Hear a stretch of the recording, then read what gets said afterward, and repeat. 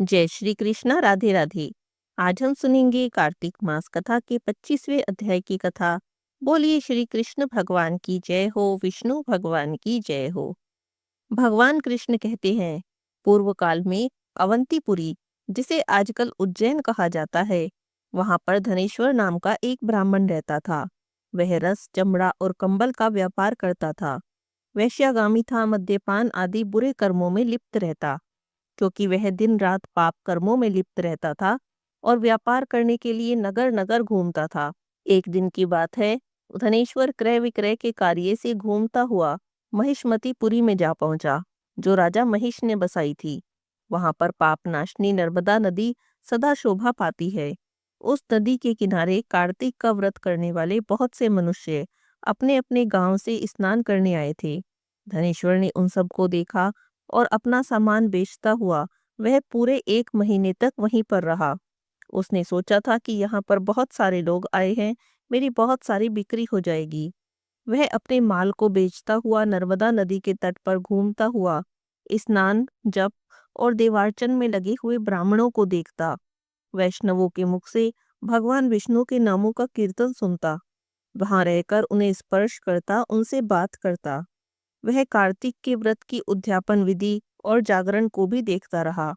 उसने पूर्णिमा के व्रत को भी देखा कि व्रती ब्राह्मणों और गौओं को भोजन करा रहे हैं, उन्हें दक्षिणा दे रहे हैं। उसने नित्य प्रतिदिन भगवान शंकर की प्रसन्नता के लिए होने वाली दीपमाला को भी देखा।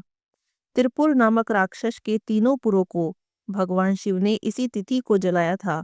इसीलिए भगवान शिव के भक्त इस तिथि को दीपोत्सव मनाते हैं। जो मनुष्य मुझ में और भगवान शिव में भेद करता है, उसकी सभी क्रियाएं निष्फल हो जाती हैं। इस प्रकार नर्मदा नदी के तट पर रहते हुए उसे पूरा 1 महीना बीत गया। एक दिन उसे अचानक किसी काले सर्प ने डस लिया। उससे विहल होकर वह वहीं भूमि पर गिर गया। उसकी यह दशा देखकर वहां के दयालु भक्तों ने उसे चारों ओर से घेर लिया और उसके मुख पर तुलसी दल मिश्रित जल के छींटे देने लगे।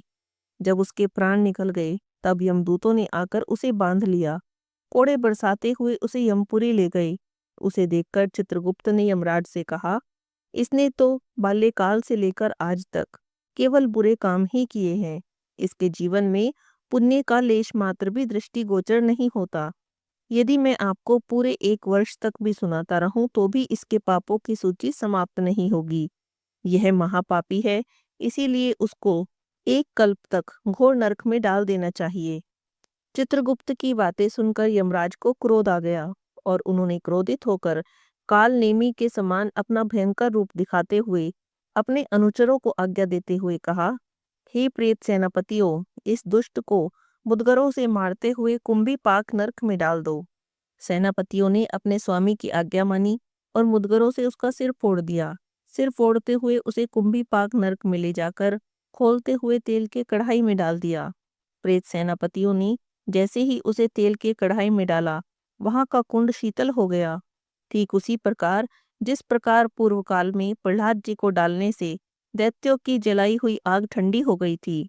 यह विचित्र घटना देखकर सभी प्रेत सेनापति भागते हुए यमराज के पास आए और उनसे सारी बात बताई।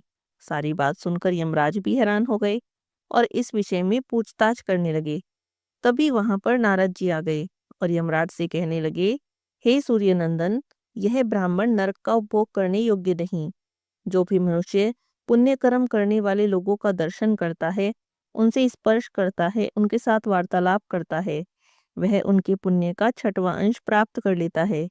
यह धनेश्वर तो 1 माह तक श्रीहरि के कार्तिक व्रत का अनुष्ठान करने वाले असंख्य मनुष्यों के संपर्क में रहा है। अतः यह उन सबके पुण्यांश का भागी है। इसको अनिच्छा से पुण्य प्राप्त हुआ है, इसीलिए यह यक्ष की योनि में रहे और पाप भोग के रूप में सभी नरकों का दर्शन मात्र कर यम यातना से मुक्त हो जाए। भगवान कृष्ण कहते हैं, हे देवी सत्यभामा, नारद जी के इस प्रकार कहकर चले जाने के बाद धनेश्वर को पुण्यात्मा समझते हुए यमराज ने अपने दूतों को उसे सभी नरक दिखाने की आज्ञा दे दी। आगे क्या हुआ इसका वर्णन अगले अध्याय में सुनेंगे। आज की कथा को यहीं पर विराम करते हैं। बोलिए श्री विष्णु भगवान की जय हो।